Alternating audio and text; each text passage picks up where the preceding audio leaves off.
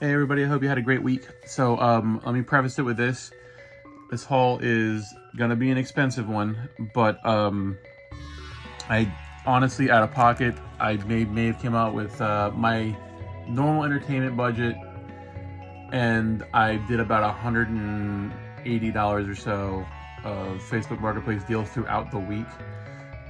It was mostly, so I refurbished the 360, 3 of the controllers. I kept 2 of them. This is one of the ones I refurbished here. That one was pretty bad. It had like a battery just exploded in here and just destroyed this these springs here. So I replaced them out, I replaced the buttons and stuff. I did post a little story about that. And I sold that. I sold a bunch of games. I got a bunch of PS1 games for free after doing a Facebook Marketplace deal the week before. I also repaired a 3DS and sold it, which is what you saw with the circle pad replacement last week. And I made, between that and the games that I sold, I made about $600 in trade credit. So a lot of the stuff you're gonna see is a result of that trade credit. Other than that, I did spend my normal entertainment budget as well. So because with the holidays coming around, you'll see you won't see a haul video probably for a little while because I'm getting gifts for the family and stuff. So I needed to resituate my money that way. But I think this haul will more than make up for it. Let's go ahead and get started with the PS4 games. There's a lot of them. So we have Nuclear Blaze here.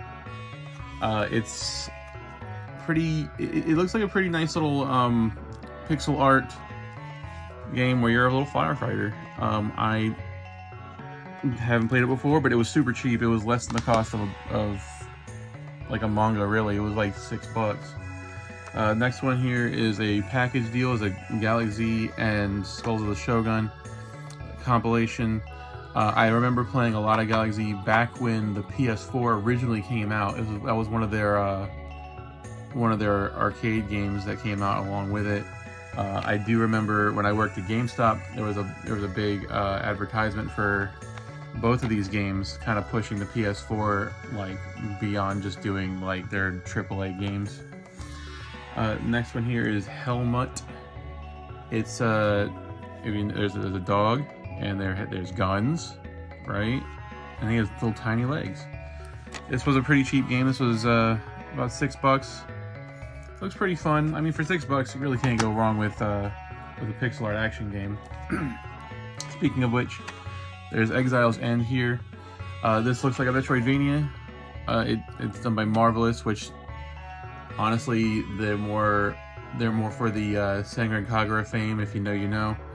It's a limited run game, which I didn't realize until I looked at the spine and picked it up. And I'm always down for Metroidvania games, so that'll be pretty fun. Blue Fire here. I've never heard of this game before. Judging by the cover, it kind of looks like a Zelda-esque kind of game. So kind of looking forward to seeing what this is about. It looks pretty neat though. Okay, moving on. Under Night in Birth. So is it the new one?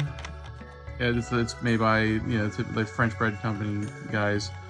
If you like games like Melty Blood, if you like games where you're just like over the top, like button mash combos kind of games, then this is right up your alley. I'm a big fan of this game. I have one of the ones previous. I also have the BlazBlue Cross Battle, which has a couple of these characters in it as well. And I usually pick those characters, so I'm happy to have this. Destiny Connect. This was a pretty cheap one too, made by Nipponichi. It looks like a cool little turn-based, cute little turn-based RPG. I'll see if I have enough time to play it. I should sometime, but it looks cute. I mean, for the price, couldn't go wrong with it. A couple of these are going to be Spike Chunsoft games. Zero Time Dilemma. So if you like the Zero Escape series, or 999 on the 3DS, this is right there with it. solving puzzles, kind of solving mysteries and stuff like that. I like Spike Chunsoft games. Like I said, they make, like I said last week, they make Danganronpa games. So I don't think I'm gonna have trouble getting into that. Another Spike Chunsoft game, Zonky Zero. So this is a little bit different from what they typically do. There's like a real-time battle system, and it's not just wandering around and solving mysteries and puzzles and stuff. There's actually combat in this, so I'm interested to see how they do that, since it's not typical of that company to do games like that. Next one is going to be a compilation. It's the Yakuza Remastered Collection. I used to have every single Yakuza game in its original format. I don't have 3, 4, and 5 anymore, so this was 3, 4, and 5. So yeah, it was kind of a no-brainer. It was pretty cheap too to pick up, even though it was brand new. Very much appreciating having that again. And then the only PS5 game I got was Grand Blue Fantasy Relink. I liked Grand Blue Fantasy Versus. I know it's a completely different game, but I did like the characters a lot in that. And I know this is more of an RPG, so I think, I mean, while I like the characters, I'll try to see what the RPG is about. It looks like it might be a RPG combat with a party of 4 characters, and 4-player online co-op play, which and it'll be nice to see, I guess, to see how they do an RPG in an online setting. So okay, so next I have Switch games, and I'll just get right down to it. Tears of the Kingdom. I started it. My brother had a copy, borrowed it from him, started it, never finished it, never even got halfway. So there are some sales on Woot right now that have a lot of these games discounted. I want to say up to 20% off. And you know how Switch games are, you know how Nintendo branded Switch games are, they never drop in price. So if you're looking to get a brand new, like if you're looking to bolster your Nintendo branded Switch games, I would say check those out before they go out, because the stock is limited on those. 2 other ones, I'll start with Hunt Down. So this, I was looking at trailers of this game, and it kind of reminded me of Contra a little bit, but with a little more personality. And it even came with a little pin set, so that's nice. But yeah, I'm looking forward to seeing what that's about. Next is the Bitmap Bureau collection. So I was looking into getting Xenocrisis. I think I had Final Vendetta digitally, but it was on the PS4. It might be on the Switch, I can't remember. And I never played Battle Axe, so it's cool to have these all in one place. The only thing I regret is that Xenocrisis did have a Genesis cartridge at one point in time, and I would have preferred to have that in a Genesis form, just to have it on a 16-bit system. But this is a really good alternative, especially with the Switch. I can kind of take it and play it on the go. Next is going to be the Xbox One and Series games here. So with the Xbox One games, and I think even with one Xbox Series game, or maybe 2, I used to have the 360 versions, and I sold those because I wanted the Xbox One versions just because they played better, and they're kind of more of the definitive experience. I know that the PS4 games are kind of like the same way, but since I'm an Xbox collector, I decided to go that route, and Deadpool is going to be the first one I did to that. And I mean, I feel like the hype has gone down a little bit because the Deadpool Wolverine movie's out. It's out on streaming now. It's not in theaters. I think it is in theaters, but you know what I mean. It's you can get it. You can watch it in other means. But it's still a pretty nice playing game, and it's nice to have this on a system that can handle a lot of the action without a lot of the slowdown. So definitely pick that up. Next is Ninja Turtles: Mutants in Manhattan. This was kind of the same deal. The 360 version was alright, but I feel like it couldn't really handle a lot of the action, especially it being a platinum game. they're very much big on action, so I wanted to put it on a system that can handle that. And so having the Series X play this would probably be better off. Next is Sekiro. Big Souls-like fan, big From Software fan, even with the Armored Core series. I love all their stuff. I used to have this on PS4 a long time ago. Sold it. The price for this game does not really move. Like you're looking at like a $35 to $40 game almost anywhere you go, unless you probably buy for a local seller, like a Facebook Marketplace or an eBay, or maybe making a deal on eBay. But the price really rarely goes down on this game, and for good reason. This is a great game. It's hard, but it's amazing. Next is Tekken 8, another game I had on the PlayStation. I had it on the PS5. I bought it for the Series X. I have like a special fighting game controller and a fight stick for the Series X, so I'm gearing my fighting games more towards that. I just remember when the Xbox used to be the de facto system for fighting games back in the 360 for a couple of different reasons, but it seems like the PS5 and PC are kind of more up there now. The next one is going to be Hogwarts Legacy. I told myself I was never going to buy this new. I just don't think I have the bandwidth for buying this at a full price, especially with some of the other games I'm going to show.